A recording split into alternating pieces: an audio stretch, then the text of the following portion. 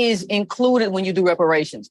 That is the people who bear the cost. Those are descendants of American chattel slaves. Because it's not just about like experiencing racism. It's about who built the country and who has been kind of bottom casted. So there has to be some economic redistribution to American descendants of slavery. That is the voice of Yvette Carnell. You will hear her on Breaking Brown. She is the founder of ADOS, which is an advocacy foundation for reparations, CEO. Let me welcome her to the Karen Hunter Show. Welcome back. Hi. Thank you. How you doing? I'm good. Someone would say, why is she here on a Tech Tuesday? Well, a few Tech Tuesdays ago, I had Mutali and Kande on, and she said some things about your organization, and you were like, hey, I have something to say. And I was like, okay, well, come on and say the things you got to say. Dr. Randall Pinkett is here because, you know, this space is a repository of information. I want to talk to everybody. And I invite everybody on. Some people don't come, but you always will when I reach out. So I appreciate you when you were talking about it on Twitter. I was like, come on in and tell us what was said that was wrong so that we can fix it. So thanks for coming. I appreciate being here. I appreciate the invitation. I come in and on your YouTube and you reach right out. And I absolutely appreciate being able to like counter what I view as misinformation. Yes, we do not want misinformation. So let's deal with the misinformation first. I'm not, sure exactly where it started. I think she said that the ADOS came for her or something, and then that blew up into a thing. So just explain what the situation is and then what actually happened. Well, the key is we didn't come for her. She came for us in something that was written by the Shorenstein Center. And it was a publication. It was a study supposedly, but it was written by Move On, was like 4 authors, which is a political organization. And we countered it because they accused us of disinformation. They said we misused Chadwick Boseman's death to our benefit. We did not. They said we told Black America we didn't take COVID seriously. That's not true. So there were a lot of accusations in there to the point where when we issued out a rebuttal to Harvard said, you know what, we got to retract this. This doesn't pass editorial muster. And that's why they retracted it. But what she won't own up to is that the stuff in there was just, they were right to retract it. It was wrong. It was untrue. You smeared a grassroots Black organization and a foundation now that is led by a Black woman. And instead of attacking us, we feel that she owes us an apology. Okay. All right. So next time I talk to her, I'll play this because I think that that's important. I feel like there's enough beef for us to have with this power structure that we shouldn't be beefing with each other, right? And so there are a lot of people that I don't like how they move in the world. So I'll say some things because if it's not for us, then I'm against it, period. At the same time, I feel like that's our conversation that we should be having among ourselves. Like when I think about ADOS, foundationally, I like the mission, which is to fight for reparations. Somebody's got to do it. I think they're old. We got to do it. Who should get it? Now, what I don't like is maybe the disparaging of other people. I see that, but that may not even be your organization, but organizations like yours, like with the killing of Mr. Yarl, there was a person that is aligned with a foundational organization that said because his family's not from America, that somehow we shouldn't have, exactly. You can't see Yvette's face, but she's like, what? Yes. There was a tweet about this young man, Ralph Yarl, not being Black American. So therefore we shouldn't have the same. I'm like, racists don't care where we're from, Well, here's the thing too, the foundational group that you're talking about, they hate me too. Right. Oh, okay. So we are not in alignment with them. Like we have always, whether you talk about Amadi Dualo, we have always, a Botham Jean, we have always in this country as ADOS come to the aid of other Black people who are being mistreated because of racism, because we know what it feels like. We've been here in the belly of the beast, so we know when they come for you, what that feels like, what that looks like. And we know that we're the best at trying to combat it. We've been here, been doing this for a long time. So I don't agree with anybody who says that this person, this man doesn't deserve justice. And I heard today that he might be out of the hospital. So I'm very happy about that. If that's true, I don't know if that report is true. I've heard that too. Yeah, so we are not those people. Like our aim in terms of reparation is specific, the same way, African countries, the same way CARICOM has a specific claim. Our claim is specific, and we would love to collaborate with those groups, but we don't act out and call in a xenophobic way, and call out people who may not be ADOS because they're not ADOS and say they don't deserve justice in this country because they're ADOS. That's not what we do. And to your credit, as I've learned more about ADOS and the work that you do, and I applaud you. I think the work you've been doing is phenomenal. I think it's progressive, and I think it's leading. Karen and I were having a discussion earlier in the program about, and these are Karen's words, not mine, about a Black agenda. Mm-hmm.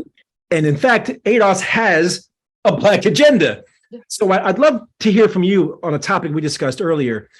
We talked about how Black folk need to come to the table with a demand, with an agenda, with a program.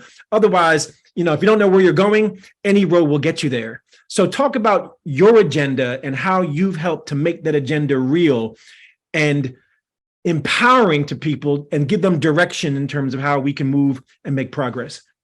Well, like you said, if you go to adosfoundation.org, we have a Black agenda. So I hate when people say it's just about reparations and there's so much more that has to happen. Yeah, it's over there, right? It's at that page. Because one of the things that we have to do, one of the things that bothered me so bad during the Obama administration, I remember Al Sharpton saying, well, you all tell me that President Barack Obama has to have a Black agenda. Well, I don't know what the Black agenda is. I don't know what it looks like. And so you have to be forward facing and say, okay, the next time this happens, I'm gonna have a Black agenda for you. I'm gonna have something that not only protects us against discrimination, it protects us in terms of property. If we have an agricultural, we have one for business, we have one for cannabis, we have one for everything, we have one for justice, mass incarceration, everything you could mention. And I think we do have to come to the table and say, listen, we can agree to disagree. You can have some additions to the Black agenda, but we have to have an agenda for all people. Like reparations is a specific justice claim for ADOS, but the buy-in in terms of other people is like, listen, we have something here for you too. We don't want you to get caught up in the same things we get caught up. People always say, well, Barack Obama, what makes him not ADOS? He couldn't catch a cab either. Not being able to catch a cab is discrimination, right? We have something here for discrimination. That is a lived experience of Black people in this country. That's very different than coming from slavery and being owed for multi-generational plunder. So the reparations that we talk about is very specific for a specific group, but there is a Black agenda here that improves the quality of life for all Black people in America. And so we feel like we have something here in terms of our movement for everybody. Mm-hmm. Yvette Carnell is here, CEO of ADOS. Dr. Randall Pinkett is here as well. You get lumped in, and some folk that think that they're ADOS or they wear the colors of ADOS are very toxic in these spaces. And I know you've seen it. And to me, I'm like, how does this help? Right? I love having an agenda. I even like the mission, but how do we get there if we're not going to, acknowledge each other's humanity? In the fact that we may disagree. I may not agree with you on everything, but we cannot be in this name. I mean, it's so bizarre to me. And I've been guilty of throwing you in with the other organization because I'm like, if it's not about progressing us, then it can't be, because I've seen some people wearing that banner acting that way. So it seemed like y'all are all the same. So I'm glad you're making a distinction. Thank you for that. Around voting. I'm sorry, go ahead. Well, no. I just want to say, I actually feel blessed that other group exists, because one of the things that you have to do as a leader is just kind of set the environment. This is the tone, this is the movement. And if people want to be toxic, that other group gave them somewhere to go. If they didn't want to do real politics and get involved in real political work, and they just want to sit home and not do anything and not engage at all, that other group gave them somewhere to go that's not ADOS. So in a way, I'm kind of thankful that they got somewhere else to go and somewhere else to be, because I don't need you associated with me. I don't need that toxicity poured into the real work that we're trying to do. So I appreciate that to a certain extent, because yeah, go over there and do that. Don't stay here. Okay. We had colorful on the show, colorful how am I getting this right? Story. Thank you, Smith. Colorful Story. I'm trying not to say her name. And she was like, okay, so how do we get these tangibles if we're not voting? So where do you stand on elections, voting, and the like? What's happening in 2024 with ADOS? Well, we're launching ADOS in 2024 is launching a nationwide move, right? 2023, actually, we're launching this year, nationwide chapters across the country. So we believe in voting. We believe in the political process. People who have accused us of voter suppression just can't hit the nuance with us, in the sense of, we're not for voter suppression. We don't believe you walk away from the process, because then you leave it to right wingers, you leave it to white supremacy, you leave all of that to them. What we believe is in not voter suppression, we believe in voter expression, meaning that we should be able to express our needs, right? And we should be able to improve our quality of life through our vote. In terms of the person or the people or the party that we vote for has to come back and say, you know what, I heard you, I'm gonna make that happen, right? Or I'm gonna work on behalf of that when I get there. So we have a belief that voting is an exchange, it's not a gift. And we believe that what we've been doing for far too long is just gifting the party or the head of the party and not saying, okay, what are you going to do? Let's talk specifically. So we'll just say, well, it's great that it's great that you ain't Trump. Yeah, that's great. I got you. But what about the stuff that we need to improve our quality of life? In some places, what they need is the infrastructure. We all need reparations, and we're owed that. But in some other places, we got a mass incarceration and policing epidemic. And we have to get very specific about our local and regional goals. And then we have to have national goals as well, in terms of, what are you going to do with the Justice Department? What are you going to do about Black farmers at the Department of Agriculture? We have to have a grassroots and a top-down approach to this. So we have never said don't vote. We just said that we have to have some levers of accountability that make sure when we go to the voting booth, we get something in exchange for that vote. I've worked on Capitol Hill. I want us to be a part of the process. I'm not involved in voter suppression. And that's one of the things that happened with Mutale's article, said they're engaged in voter suppression. We've never said that. I've never said don't vote. I have said that we have to become more engaged. We have to become more knowledgeable. That's why we have a book club, so that you can become more knowledgeable of what you need to do when you get involved in the process. Okay, let's fast forward. I'm sorry, Randall. We have Yvette Carnell here, CEO of ADOS, and some people are like, "Oh, this is going to be..." No, I don't bring anyone on this show to excoriate, to dress them. That's never. If it happens, is the person came in with the wrong energy, trying to fight. That you can get all that smoke. This has never been my intent. My intent is to get us to freedom by any means necessary, and there are multiple different ways to do that.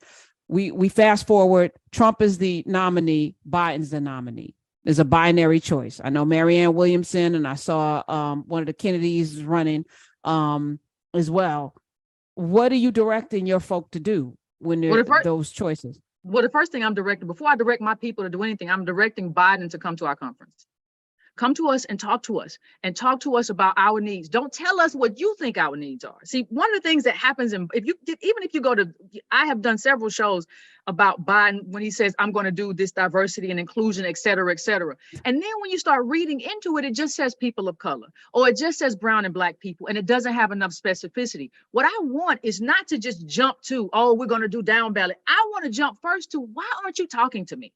Why aren't you talking to us about what needs to happen to and for us, as opposed to just getting a group of gatekeepers in a room? So the first thing I'm doing is say, Biden, come to the ADOS conference. We want to talk to you about what our lives look like, what they look like in Mississippi, what they look like in New York, what they look like on the West Coast, what they look like in Detroit. And we want to get you on record to committing to our agenda. What he has said is, though, Leah, we're not going to do nothing. Don't hold your breath on reparations, right? And then when the Black leaders, NAACP and everybody else went there, he said, what? Well, y'all just got to get with the Latinos. No, I'm in the room with you. You get to tell me what you can do for me, and I get to tell you what I can do for you in terms of the vote. So the first thing I'm going to say is, I'm not going to jump to where we have the binary, right? I want to know why you're not getting in the room with us, talking about what our agenda look like, talking about how to infuse resources in our community. That's the first thing that needs to happen before we get to the end of the road. We got to start right here.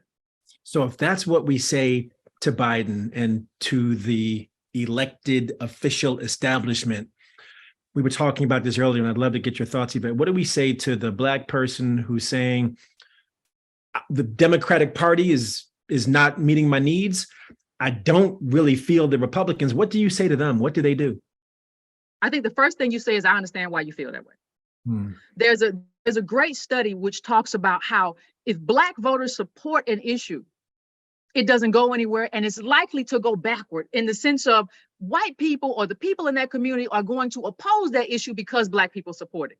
On the other way, if white people and people of color support an issue, what's going to happen is that they're going to be able to move the needle. So what we're seeing is that we are a powerless group. There's no other group that is as powerless as us. We can believe in something, vote for it, and still not get it. That is us. So I'm going to say, I'm not going to call them lazy. I'm not going to do what Obama says and say, get Pookie off the sofa. What I'm going to say is, listen, I understand how you feel that way, but what you're looking at in terms of a lot of the people on the right wing is that they are necessarily just openly antagonistic to what we believe in. Now, what we have on the left and the liberals a lot of times is benign neglect. They're not going to get on board because they feel like we're a captured vote and they don't have to get on board. You don't have anywhere to go. You're not going to vote Republican because they racist or whatever. And so you're not going to come over here. You're not going to vote for them. So you're going to vote for us. So because of that, we don't have to do anything for you. So I'm going to say, listen, don't sit it out though. We have to get involved. The answer is not to just back away or just vote reflexively for the other party. Our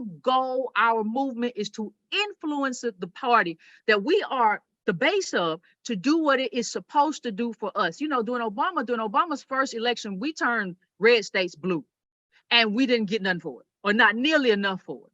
And so our job, our question, our mission is, if we have a situation already where the majority of Black voters and ADOS voters vote for Democrats, we have to ask ourselves why we're not getting as much as we should get in exchange for our vote. And we have to become more active, not less active, when that is the reality that we're facing. You're saying lean in. You gotta lean in, I agree. and you gotta lean in with specificity. Amen. Amen. Some of the biggest misconceptions were with Yvette Carnell, CEO of ADOS. Biggest misconceptions about your organization and your movement that you'd like to clear up? We're xenophobic. We don't like, it's almost as if you can't have a position on immigration. We have said that, listen, we are on the bottom. So if you bring in other people who are also on the bottom because of their position, it displaces us, right? So we have to have a conversation about the displacement. And having that conversation, you can't even open the door and say, let's have this conversation without people saying, oh my God, you're xenophobic. You hate all immigrants. You ought to be ashamed of yourself, right? There's a conversation to be had because the people who are benefiting and the people who are dropping bombs in other countries and creating a situation where they have to leave, where they have to run, are not us. Those are imperialists. That's not us. So we have to have a conversation about imperialism as well. That doesn't make me xenophobic to say we got to have this conversation because the people at the top, the wealthy people, are hiring nannies. They're hiring factory workers at very low wages, at poor conditions. And that is not to benefit us. So I think there's this belief that the immigration model that we have is there to benefit us, and it's not. It's there to benefit super capitalists at the top. That's the first thing. So I think that is a fact. The first thing is that we're xenophobic because we want to have a conversation that includes immigration. You can disagree. I don't have a problem with people disagreeing with me, but don't call me xenophobic because I have a view that may not align with yours. Let's have a conversation. So I think that's probably the biggest misconception. The other misconception is that we're only online, right? We're launching chapters, but even before we did that, we have always been outside.